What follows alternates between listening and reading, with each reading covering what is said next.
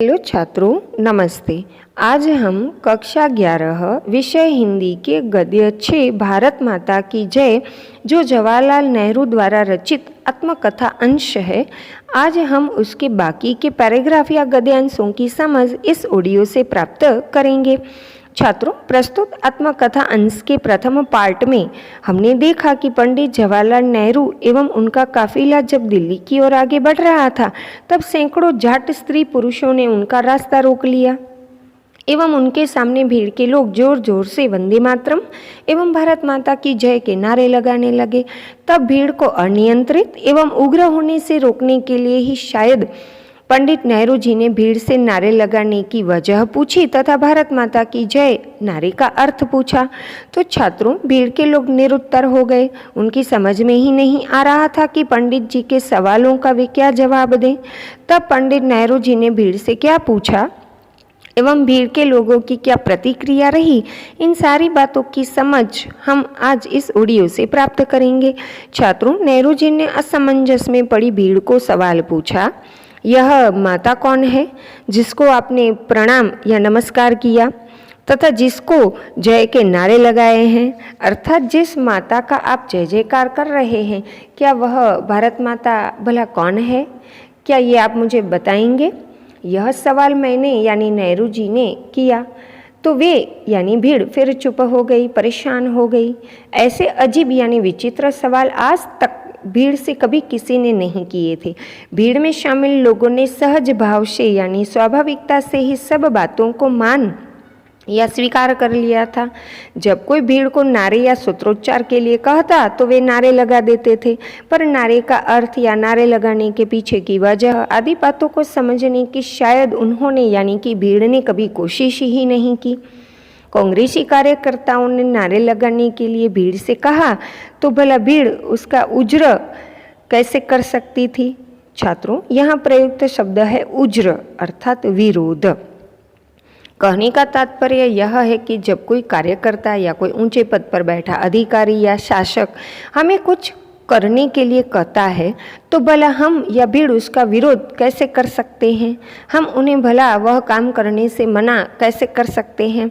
ठीक ऐसी ही दशा जाट समुदाय के स्त्री पुरुषों की थी। जब कांग्रेसी कार्यकर्ताओं ने उन्हें नारे लगाने के लिए कहा तो वे बिना कुछ सोचे, बिना कुछ जाने और बिना कुछ समझे खूब जोर से पूरी ताकत लगाकर चिल्लाने लगे। छात्रों, सब जगह ये भीड़ की ही यह लाक्षणिकता है कि बस भीड़ को उकसाने या प्रोत्साहन देने वाला कोई चाहिए। भीड़ कभी अपने दिमाग का इस्तेमाल नहीं करती है। भीड़ में शामिल लोग तो बस एक दूसरे को देख देख कर जोश में आ जाते हैं और इसी वजह से कई बार जोश में भीड़ के लोग छात्रों होश खो बैठते हैं और बेकाबू एवं उग्र होकर हिंसात्मक प्रदर्शन, तोड़फोड़ आदि करने लग जाते हैं। छात्रों, भीड़ को तो क्या चाहिए? तो बस नारा अच्छा होना चाहिए। भीड़ की छात्रों यह विशेषता है कि इस प्रकार जोर जोर से चिल्ला चिल्ला कर नारे लगाने से उन्हें एक खुशी, अलग ही प्रकार की खुशी मिलती है। छात्रों, खुशी या प्रसन्नता दोनों एक दूसरे के समानार्थी हैं और खुशी का विलोम है गम। नारेबाजी आदि से छात्रों उनके प्रतिद्वंदियों यानी विरोधी या दुश्मन को कुछ डर या भय भी होता था और यही तो भीड़ चाहती है कि उनके उग्र प्रदर्शन से दुश्मन या सरकार या विरोधी भयभीत हो जाए, कमजोर पड़ जाए और उनकी मांग आदि को मान ले। छात्रों, ये सब भीड़ की ही लाक्षणिकताएं हैं जो इस पूरे पैराग्राफ से नेहरू जी ने हमारे सामने स्पष्ट की है। आगे नेहरू जी लिखते हैं कि मैंने सवाल या प्रश्न करना बंद नहीं किया। छात्रों, यहाँ प्रयुक्त शब्द सवाल का विलोम है जवाब या उत्तर।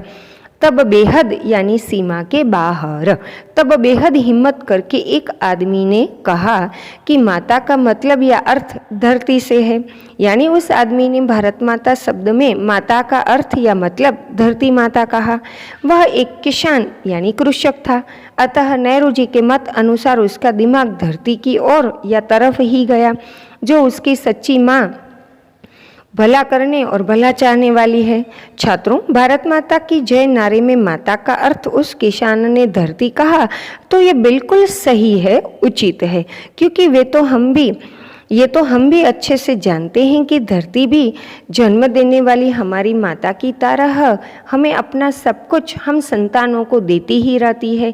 इसी धरती ने हमें अपने गर्भ में छिपा कीमती खजाना अन्न, जल, धातुएं, खनिज आदि हम संतानों को निस्वार्थ भाव से देती रही है। अतः धरती को माता कहना बिल्कुल उचित है। छात्रों, धरती अर्थात भूमि, पृथ्वी, वसुंधरा आदि। आगे जब उस किसान ने नेहरू जी को माता का मतलब धरती बताया तो नेहरू जी ने फिर पूछा, कौन सी धरती? क्या आपके गांव की धरती, या पंजाब की धरती, या तमाम या संपूर्ण दुनिया की धरती? नेहरू जी के इस पेचीदा यानी कि जटिल या कठिन सवाल से भीड़ और परेशान हो गई। तब बहुत से लोगों ने चिल्लाकर कहा कि इस सब का मतलब आप ही समझाइए, कुछ भी नहीं जानते और सारी बातें समझना चाहते हैं। तब छात्रों, नेहरू जी विचित्र एवं जटिल सवालों से परेशान भीड़ को भारत माता की जय नारे का विशाल अर्थ समझाते हैं, जिसे जानकर भीड़ के लोगों को बेहद प्रसन्नता हुई तथा ये नवीन ज्ञान एवं समझ पाकर भीड़ के भोले भाले स्त्री पुरुषों के चेहरे पर चमक आ गई। पर छात्रों, भारत माता की जय इस नारे का नेहरू जी द्वारा विशाल अर्थघटन एवं प्रस्तुत नारे का सही एवं विशाल अर्थ समझकर भीड़ को जो प्रसन्नता हुई, ये सारी बातें हम अगले ऑडियो से समझेंगे या जानेंगे। उम्मीद है छात्रों ये सारे गद्यांश आप अच्छे से समझ गए होंगे।